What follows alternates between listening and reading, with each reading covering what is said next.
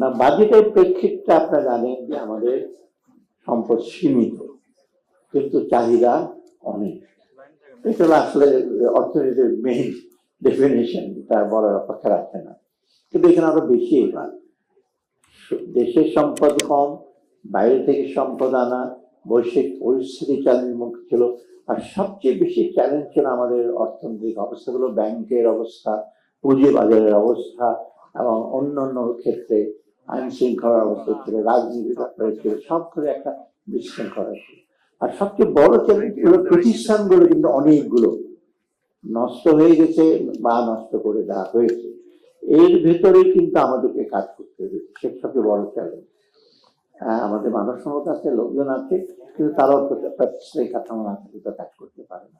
এই রিসোর্স কনস্ট্রেনের মধ্যেই আমরা বাজেটটা করেছি, দেশের সম্পদের উপর ভিত্তি করে, কিন্তু বাইরে থেকে আমরা ধার করবো, গ্র্যান্ট পাবো, এটার ভিত্তিতে।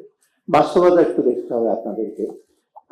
অনেক চাহিদা থাকে, কিন্তু আমাদের মূল একটা লক্ষ্য ছিল যে বাজেটটা যেন একটু বাস্তবমুখী হয়, বাস্তবায়নযোগ্য হয়, এবং একটু প্র্যাগমেটিক হয়। একটা শপিং লিস্ট, কথার ফুলঝুরি বলে কোনো কিছু করবো, আশ্বাস দেবো, সেটা কিন্তু আমরা করিনি।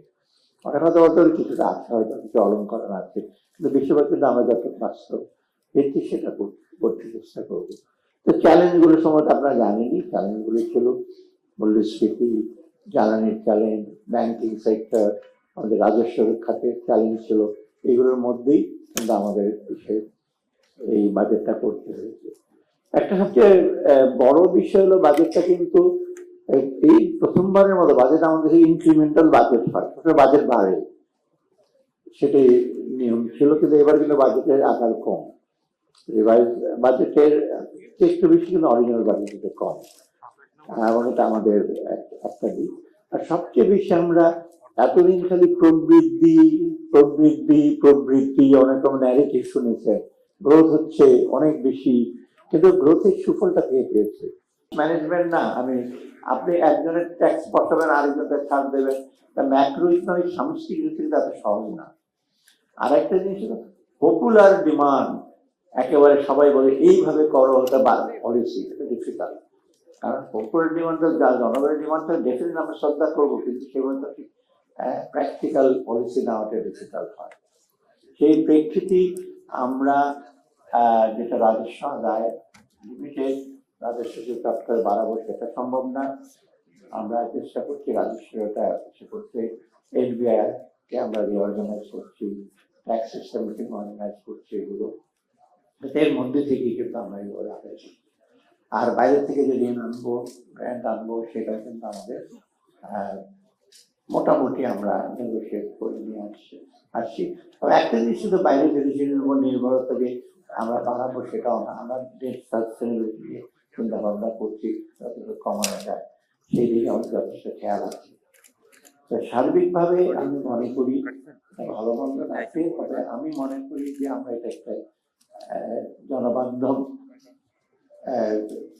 ব্যবসা বান্ধব।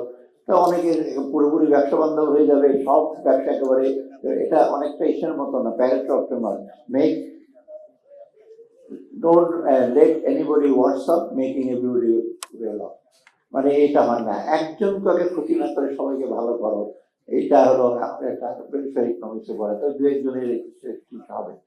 এই প্রেক্ষিতে আমরা এই পরিচয়। একটা জিনিস হলো বাজেট আমাদের 3 বছরে দেখা পারে, 2025-26, 24-25, 26-27। এটা একটা কন্টিনিউটি। অনেকে বলে যে তোমরা তো আগের পদাঙ্ক অনুসরণ করেছো, আগের ম্যাক্রো ইকোনমিক ফ্রেমওয়ার্ক। আমরা যে সময় চট করে ডিপার্চার করে নিয়ে এটা না, দারুণ বিপ্লবী একটা বাজেট দিয়ে দেবো, দারুণ একটা রেভিনিউ আনবো, সম্ভব না।